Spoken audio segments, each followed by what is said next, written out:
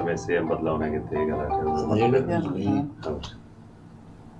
ಅಭಿಮನ್ಯುವನ್ನ ಮೋಸದಲ್ಲಿ ಕತ್ತರಿಸ್ತಾರೆ ಅಂತ. ಸಿಎಂ ಬದಲಾವಣೆ ಶುರು ಸದ್ಯಕ್ಕೆ ತೊಂದರೆ ಕಾಣ್ತಾ ಇಲ್ಲ.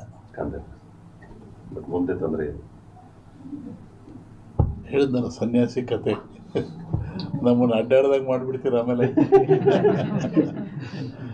ನನ್ನ ಪಾರ್ಲಿಮೆಂಟ್ ಅಂತ ಕೇಳಿರು ಧಾರವಾಡದಲ್ಲಿ ವರ್ಷದಿಂದ, ನಮ್ಮ ಊರಿಗೆ ಬಿಡ್ಸಲ್ಲಪ್ಪ ಹೇಳ್ಬಿಟ್ಟು ನಾನಿದನ್ನು. ಯಾಕೆಂದ್ರೆ ಈಗ ಈ ಜನರು ಇದೆಲ್ಲವನ್ನ ಒಂದು ಮನಃಶಾಂತಿಯಿಂದ ತಗೊಳ್ತಾ ಇಲ್ಲ, ದ್ವೇಷ ಭಾವನೆಯಿಂದ ತಗೊಳ್ತಾ ಇದ್ದಾರೆ. ಮತ ಮತ ಅಂದರೆ ಒಪ್ಪಿಗೆ ಅಂತ, ಮತ ನೀಡುವುದು ಒಪ್ಪಿಗೆ ಅಂತ. ಆತ್ಮಸಾಕ್ಷಿಯಾಗಿ ನಿಮ್ಮ ಮತವನ್ನು ನೀವು ದಾನ ಮತ ದಾನ ಮಾಡ್ತಾ ಇಲ್ಲ, ಪರ್ಚೇಸ್ ಮಾಡ್ಕೊತಾ ಇದ್ದಾರೆ ಅವರು. ಹೀಗಾಗಿ ರಾಷ್ಟ್ರ, ರಾಜ್ಯ, ರಾಜಕೀಯ ಯಾವಾಗ ಎಲ್ಲಿವರೆಗೂ ನೀವು ಕೊಡೋ ಮತ ಪರ್ಚೇಸ್ ಆಗುತ್ತೆ ಅಲ್ಲಿವರೆಗೂ ಲಾಭ ನಷ್ಟ ಇರೋದೆ. ಲಾಭ ಯಾರು ಮಾಡ್ಕೊತಾರೆ, ನಷ್ಟ ಯಾರು ಮಾಡ್ಕೊತಾರೆ? ಸೋತನು ಸತ್ತ, ಗೆದ್ದನು ಸೋತ. ಒಂದು ಎಲೆಕ್ಷನ್ ಅಂದರೆ ಒಂದು 50-60 ಕೋಟಿ ಬೇಕು.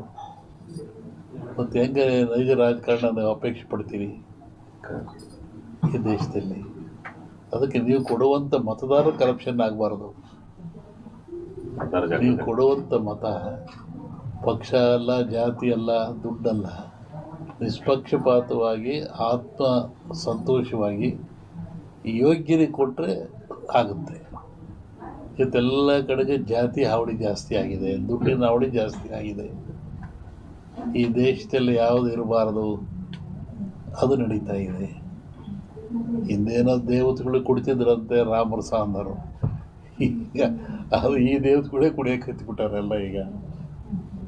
ಹೀಗಾಗಿ ಮನುಷ್ಯ ಆಯುಷ್ಯ ಕಮ್ಮಿ ಆಗ್ತಾ ಇದೆ, ಆರೋಗ್ಯ ಕಮ್ಮಿ ಆಗ್ತಾ ಇದೆ, ಮನಸ್ಥೈರ್ಯ ಕಮ್ಮಿ ಆಗ್ತಾ ಇದೆ. ಧರ್ಮಗಳು ಪಾಲಿಟಿಕ್ಸ್ ರಾಜಕೀಯದಲ್ಲಿ ದೋಣಿಲಿ ನೀರು ಇರ್ಬೇಕು, ನೀರಿನ ದೋಣಿ ಇರ್ಬೇಕು. ಹೇಳಿ, ದೋಣಿ ಒಳಗೆ ನೀರಿದ್ರೆ ಮುಳುಗಿ ಹೋಗ್ತದೆ. ರಾಜಕೀಯ ಧರ್ಮದ ಒಂದು ಅಂಗ ಆಗಿರಬೇಕು. ಈಗ ರಾಜಕೀಯವೇ ಧರ್ಮಕ್ಕೆ ಸೇರ್ಕೊಂಡು ಹೋಗ್ಬಿಟ್ಟಿದೆ. ರಾಜಕಾರಣ ಧರ್ಮವನ್ನು ಆಟ ಆಡಿಸ್ತಾ ಇದ್ದಾರೆ. ಹಿಂದೆ ರಾಜರು ಮಹಾರಾಜರ ಕಾಲದಲ್ಲಿ ಒಂದು ಕುರ್ಚಿ ಆಗ್ತಾ ಇದ್ರು, ಗುರು ಕೂತ್ಕೊಳ್ತಿದ್ದ. ಎಲ್ಲರೂ ಎಲ್ಲ ವಿಶ್ವಾಮಿತ್ರ ಆಗಲಿ, ವಶಿಷ್ಠ ಆಗಲಿ, ಎಲ್ಲ ರಾಜರ ಪಕ್ಕದಲ್ಲಿ ಒಂದು ಸೇರಿದ್ದೇ ಇರೋದು. ಅದು ಗುರು ಧರ್ಮ ಅಂತ. ಧರ್ಮ ಅನುಮತಿ ಪಡೆದು ರಾಜ್ಯಭಾರ ಮಾಡ್ತಿದ್ರು ಅವರು. ಹಿಂದಿನ ಚಕ್ರವರ್ತಿಗಳಿಗೆ ತಲೆ ಕಡೆ ಶಕ್ತಿ ಇತ್ತು. ಅವರು ಕಾಲ್ನಡಿಗೆಯಲ್ಲಿ ಆಶ್ರಮಕ್ಕೆ ಹೋಗಿ ಆ ಗುರುಗಳು ಬರೋರಿಗೆ ಕಾದು ಅವ್ರ ಆಶೀರ್ವಾದ ತಮ್ಮ ರಾಜ್ಯಭಾರ ಮಾಡಿದರು. ಇವತ್ತು ಉಳ್ಕೊಂಡ್ರು. ಹರಿಶ್ಚಂದ್ರ ಆಯಿತು, ಶ್ರೀರಾಮಚಂದ್ರ ಆಯಿತು, ಪಾಂಡವರಾಯಿತು, ಅನೇಕ ರಾಜರು ಮಾರು ಇವತ್ತು ಉಳಿದಾರೆ ಅಂದರೆ ಅವರು ಧರ್ಮದ ಅವಲಂಬಿಯಾಗಿದ್ದರು. ಒಂದು ಧರ್ಮ ಇತ್ತು, ಒಂದು ಗುರಿ ಇತ್ತು. ಇವರಿಗೆ ಧರ್ಮನೂ ಇಲ್ಲ, ಗುರಿನೂ ಇಲ್ಲ, ದುಡ್ಡು ಮಾಡೋದು ಒಂದೇ ಗುರಿ. ಹೀಗಾಗಿ ಬಹುಬೇಗ ಆಕ್ಸಿಡೆಂಟ್ ಆಗ್ತಾಯಿದೆ ಗಾಡಿಗಳೆಲ್ಲ.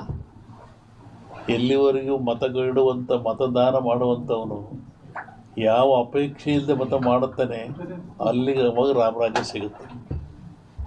ಯಾಕೆ ನೀವೇ ಪರ್ಚೇಸ್ ಒಳಗಾಗ್ಬಿಟ್ರೆ ಮುಗಿದೇ ಹೋಯ್ತಲ್ಲ. ಫಂಡಮೆಂಟಲ್ಸ್ ನಾವು ಅದನ್ನು ನೋಡ್ಬೇಕಷ್ಟೇ. ಗಿಡಪ್ಪ ನಿಂದು ಅಂತ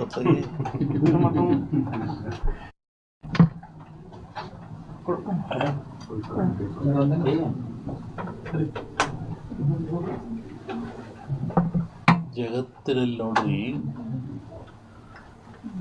ಸಮಾಚಾರ, ವಿಚಾರ, ಪ್ರಚಾರ.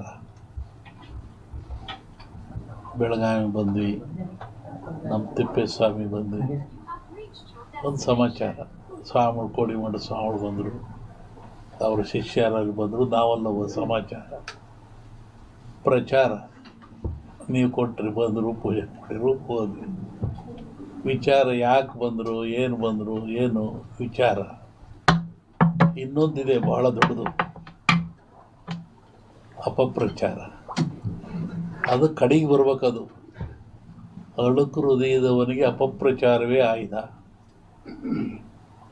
ಈ ಮೊದಲಿಗೆ ಅಪಪ್ರಚಾರ ಬಂದ್ಬಿಟ್ಟಿತ್ತೀಗ. ಅದು ಬರೋತ್ತಿಗೆ ಸತ್ಯ ಹೋಗಿರ್ತಾರೆ, ಸತ್ಯ ಮುಟ್ಟತ್ತಿಗೆ. ಹಾಗೆ ಎಲ್ಲಿವರೆಗೂ ಜನರಿಗೆ ನೈಜವಾದ ಜ್ಞಾನ ಮತ್ತು ಯಾವುದನ್ನು ಇನ್ನೊಂದು ಹೇಳ್ತಾ ಇರ್ತಾರೋ, ಈ ಬುದ್ಧಿವಂತರು ಮಾಡಿದಾರ ಪಾಪ ಆಡ್ದಾರ ಭಯ ಬಿಡೋ, ನೀನು ಯಾಕೆ ಮಾತಾಡ್ತೀಯ, ನಿನಗೆ ಬರುತ್ತೆ ಅಂತಾರೆ. ಹಂಗಲ್ಲದು. ಬುದ್ಧಿವಂತರು ಮಾಡಿರೋ ಸ್ಲೋಗನ್ ಅದು. ಅವ್ರು ತಪ್ಪು ಮಾಡಿ ಇನ್ನೊಬ್ಬರು ಬಾಯಿ ಮುಚ್ಚೋಕ್ಕೆ. ಅದೇನು